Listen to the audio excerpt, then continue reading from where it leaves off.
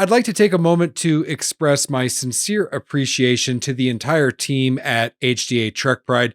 We were so happy to be able to attend this year's annual meeting in Grapevine, Texas, and we were so welcomed at the show.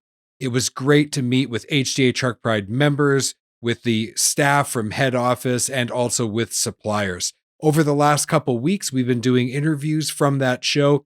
And today we are going to do our final interview from the HDA Truck Pride annual meeting. So I hope that you've enjoyed them. And again, just a big special thank you to HDA Truck Pride.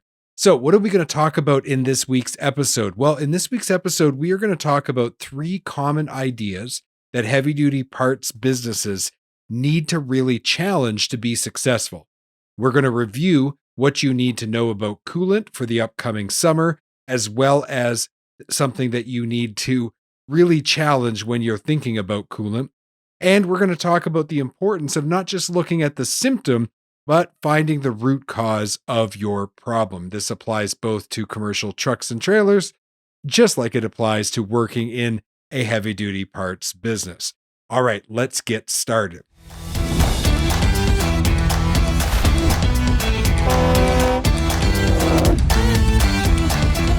So first of all, I want to talk to you about 3 of the common things that we come across when we're consulting with heavy-duty parts companies that we really think should be challenged. And I want to talk about these 3 ideas that I think you need to really take a good hard look at, because for a long time, we may have done things a certain way, but right now we need to look at doing things differently. We need to challenge that status quo. What 3 things am I talking about? Well, to start with, this is a subject we've talked about on this show many times: purchase price versus total cost of operation. It is shocking how many people to this day buying parts are still only looking at the purchase price. The reality is the purchase price is the smallest part of the total cost of a given part. It really is the thing that you should be looking at last. Now, obviously, purchase price has to be in line with competitive standards. You don't want to be overpaying when you don't need to, but you also don't want to be sacrificing quality and putting yourself into a position where you're going to have additional downtime, which is going to create all kinds of extra costs that immediately evaporate any cost savings that you might have achieved buying a cheaper part. So that's something we've got to stop that. And so anybody listening, especially if you're selling parts, you've got to work with your customers to overcome that proclivity to look at the purchase price. Okay, next thing I wanted to talk about. When you are selling heavy-duty parts, when I talk to sales managers who are looking to recruit salespeople, the first question I ask them is, what does the role entail?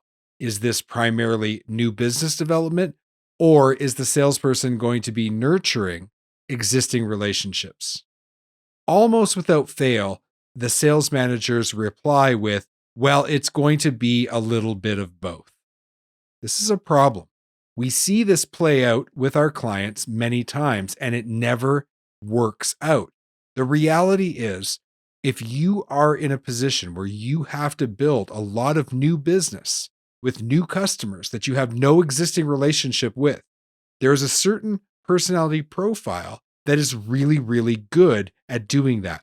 They are highly assertive, sociable, they have high pace, and they're not that detail oriented. They are driven for results. Those people are not usually particularly good at nurturing relationships. They're good at creating relationships and then handing them off to people that are on the other side of the coin, very good at nurturing relationships. There is room for both kinds of salespeople, but to have those personality traits to do both jobs extremely well is almost impossible to find in one human being. So what we recommend is you have to pair certain salespeople with other salespeople in order to take care of the customer's needs. Now, this is a problem for a lot of companies because they look at it like, well, I'm just going to have to pay extra labor, extra salary then, and I don't have budget for that. But at the end of the day, it is costing you far more not to organize your sales team around specific roles where you can get salespeople where they're naturally best and that they will perform an extremely high level. People who nurture relationships usually have higher levels of sociability than assertiveness. That doesn't mean they lack the ability to ask for the business. It just means that these types of people, unlike the people who are good at new business development, the people who are good at nurturing relationships put everything through a relationship lens. And your customers love these types of people. These salespeople that are good at nurturing relationships usually struggle to find a level of assertiveness needed to create a lot of net new business. So we got to change the way we think about how we organize our sales teams. If you're having that problem, come talk to us at the Heavy Duty Consulting Corporation because we have a solution for you. Okay, the last thing I wanted to talk about is this idea that if you have automotive experience, you automatically are going to be able to move into the heavy duty parts business. That just isn't true.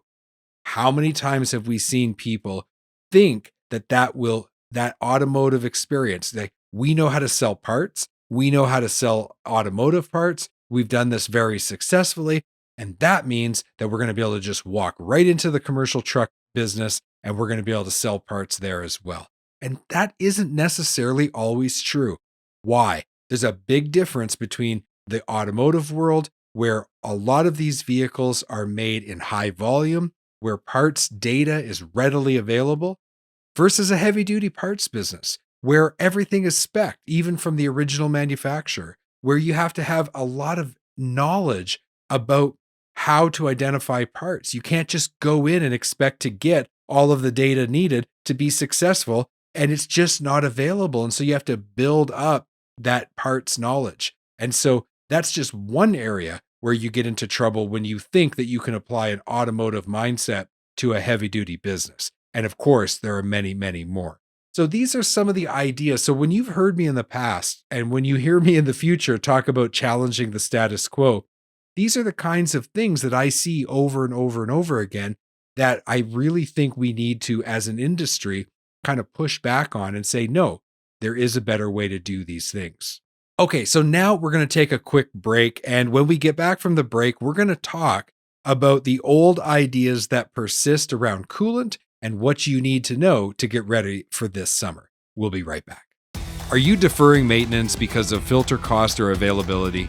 Or worse yet, are you trading down to no-name filters to try to save a few bucks? Either way, you're rolling the dice. The good news, there's a new premium filter option for fleets, Hanks Filtration. If you're responsible for a fleet, you won't believe how much using Hanks filters will save you.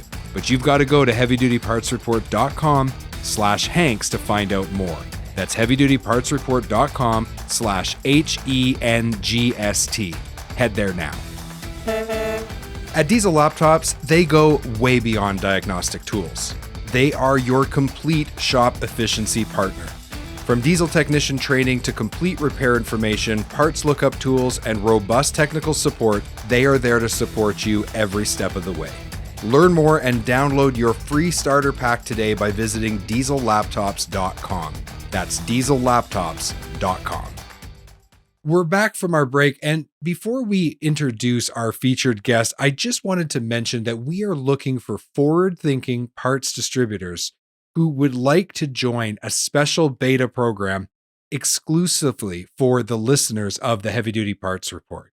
If you want to provide your customers with unparalleled parts visibility and reduce the number of phone calls your counter has to field every single day, then I want you to go to heavydutypartsreport.com/Jamie. That's heavydutypartsreport.com/Jamie. This will take you to my calendar. You can book a meeting with me and talk about what it will take to get enrolled in this very special exclusive beta program. If you want to push the limits of what we can do, if you want to challenge the status quo of the way a heavy duty parts business operates, then you've got to join this program. Okay, so as I mentioned at the beginning of the episode, while I was attending HDA Truck Pride's annual meeting in Grapevine, Texas back in April, I got the chance to sit down with some members, with some of their corporate head office staff, as well as a supplier. And that supplier is our featured guest today. So listen into my interview with Colin Dilley from Prestone. And in this interview, we discuss coolant and some old ideas that need to be challenged and what you need to know to prepare for summer. We're in Grapevine, Texas at HDA Truck Pride's annual meeting for 2024. HDA Truck Pride brings together over 140 members of heavy-duty parts and service companies. They have over 700 parts locations across the US and Canada, as well as now over 500 repair shops. This is a great event that I look forward to each and every year because it gives us the opportunity to talk about very specific things and help these independent business owners to advance their business. And today, I am very happy to have Colin Dilley back on the Heavy Duty Parts Reports. Glad to have you here. Good to be back. Yeah. So Colin is the Vice President of Technology at Prestone. And if you've listened to a couple of the interviews that we've done with him in the past, we'll include some links in the show notes for those. I'm always impressed with his level of knowledge of his specific product category. And so Colin, I wanted to talk to you because when we come together at these shows, it gives us this great opportunity to impart knowledge to the people who are on the front lines, the people who are dealing with the fleets, the owner operators, the repair shops. And the knowledge that we can impart is really valuable because it helps them to make their customers more successful.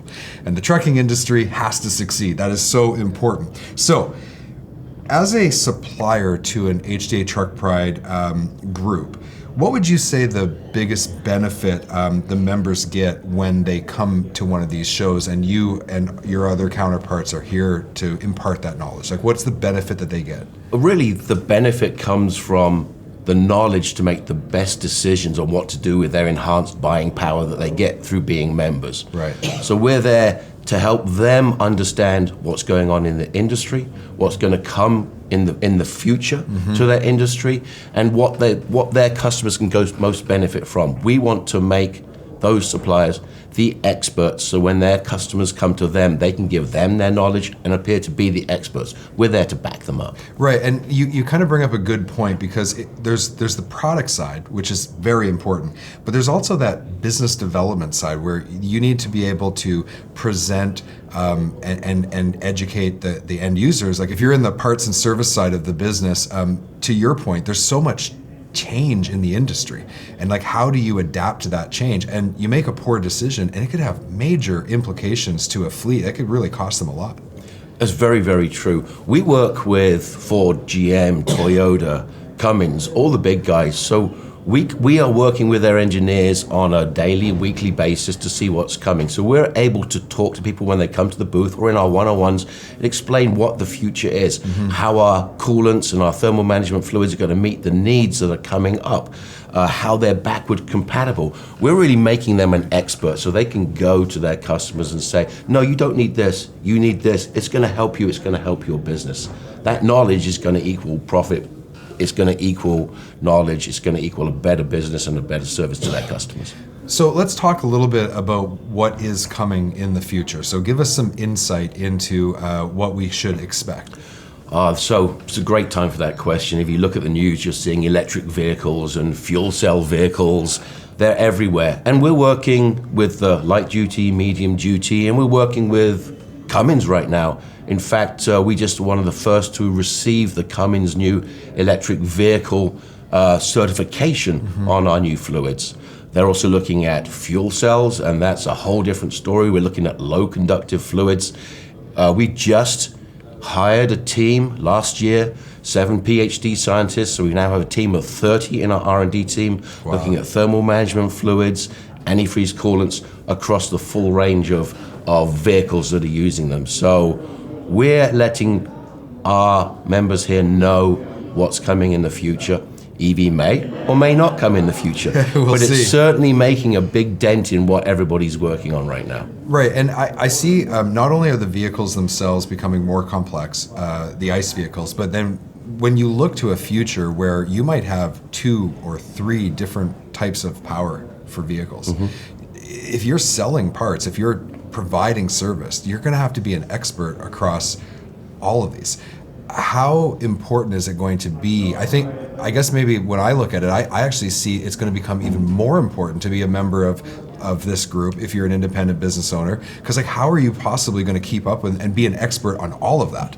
That is such a good point, because you can't. You have to be looking 10, 15 years into the future.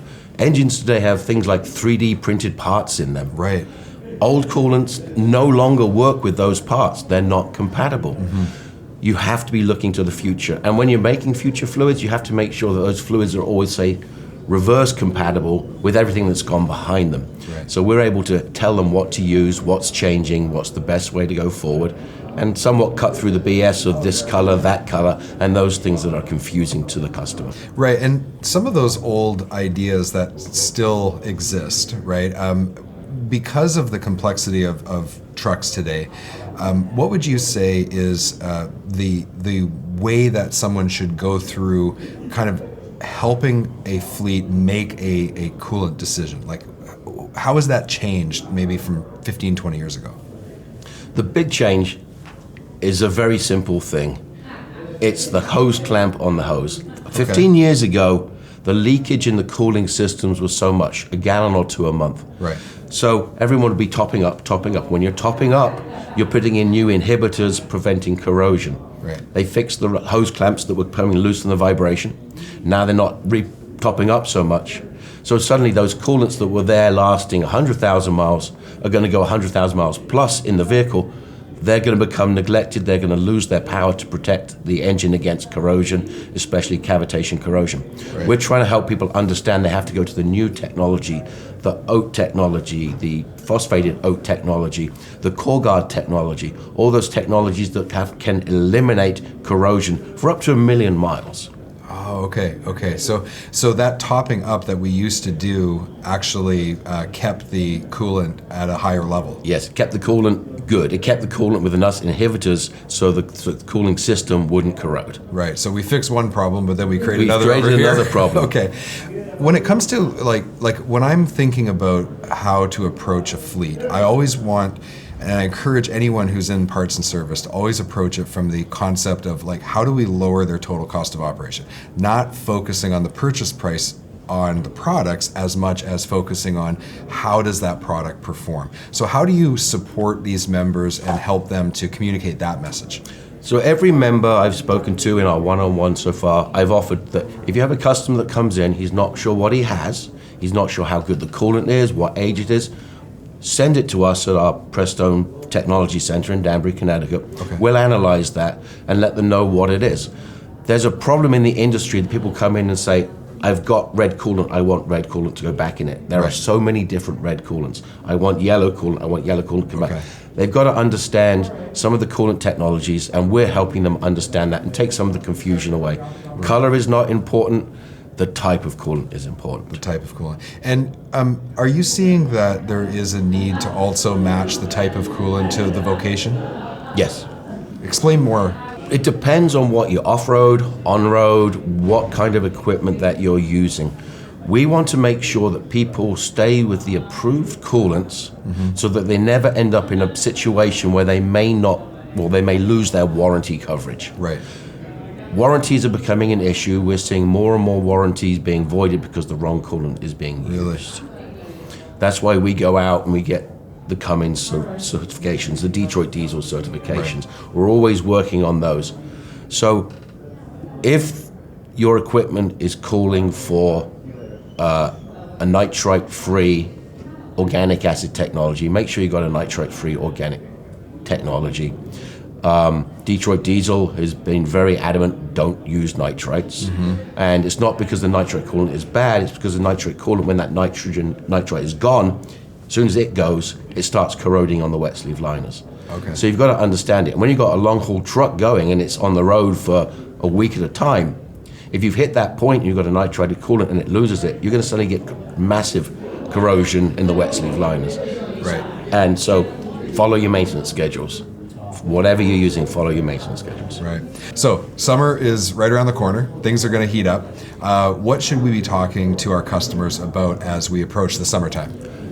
Summer is when problems really start to show.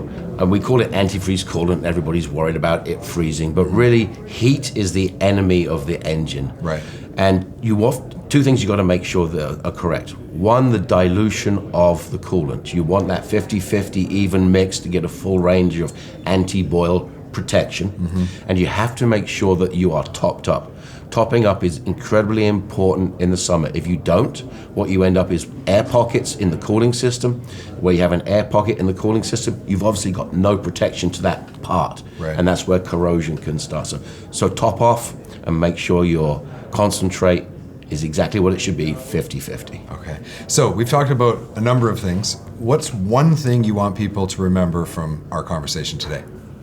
I would say the one thing is, as you mentioned, how many people there are. I think there's just under 700 people walking around this exposition, which means there's 700 experts here.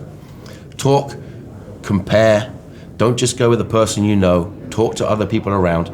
I encourage people to talk to all the coolants providers.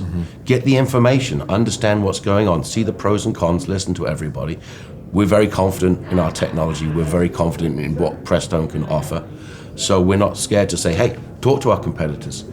And do that for everything you might be buying. It doesn't matter if it's oil, parts, whatever it is. Get as much knowledge as you can. And as I said, that knowledge is going to make your enhanced buying power worth something. You've been listening to the Heavy Duty Parts Report. I'm your host, Jamie Irvin, and we've been speaking with Colin Dilley, the Vice President of Technology at Prestone. If you'd like to learn more about their products, go to prestone.com. Links are in the show notes. And Colin, when we're at these shows, I know how busy it is, so thank you so much for taking the time. It was my pleasure. Thanks, Jamie. It was great to talk to Colin Dilley again and have him back on the show. Colin is a wealth of knowledge, and he is always so enjoyable to talk to. So I hope you took something from his interview. It's time for That's Not Heavy Duty. In this week's segment, what I want to talk about is that it's not heavy duty to assume that the symptom is the problem. Listen into Renegade Racing talk about the mistake a lot of people make when coolant is pressurizing the system. All right, so we're going to try and diagnose what's going on with it. Number one, all right, which everybody thinks whenever you got something going like that, coolant pressurizing the system, you're thinking, A, it's pushing combustion pressure in there, etc. That's not necessarily the truth. All right, 9 times out of 10, that isn't the truth. All right, first thing we want to check is the air compressor. All right, so all bigger trucks, semis and stuff like that, they have a gear-driven air compressor on them, and it runs coolant through it to cool the compressor. When the head blows on these things, sometimes the head on the air compressor, it'll start pumping air into the cooling jacket. All right, so the first thing that we're going to do is we're going to bypass the air compressor. And how we're going to do that is this is a coolant line right here, and this is a coolant line right here. So we're going to take both these lines off and put a splicer in it and run it in together. So it's just pushing the coolant right back through the system. Now that's just a little clip of the entire video. If you want to watch the entire video, go over to heavydutypartsreport.com, go to the show notes of this episode, and in the show notes, we've got a link to the entire video. So I'd like to know, and I'd like to hear from you. Do you agree with the way that he diagnosed this problem? You can let us know by commenting on the posts that we put up on LinkedIn or YouTube, and you can always reach out to us by going to heavydutypartsreport.com. We'd love to hear from you.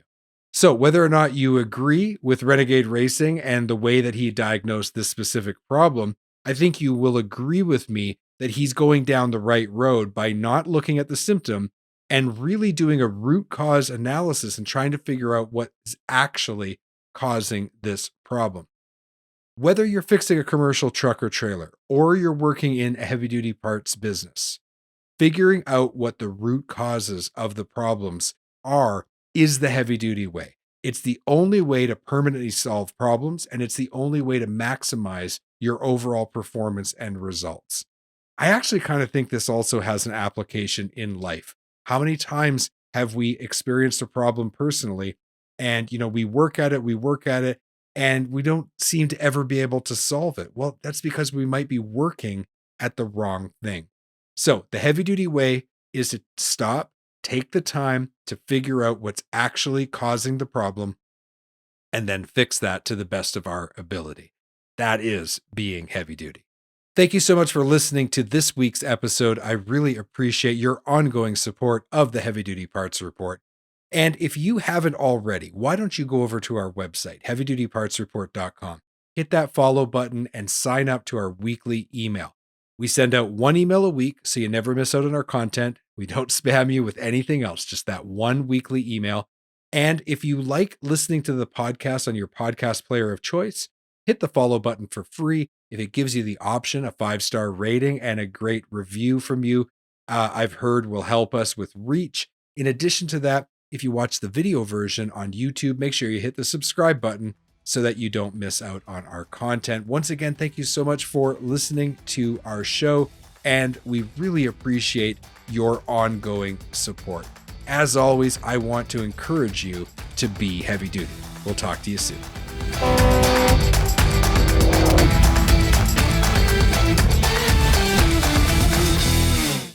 Thank you for watching this video. Click here to subscribe to the Heavy Duty Parts Report YouTube channel, and click here to watch another great episode.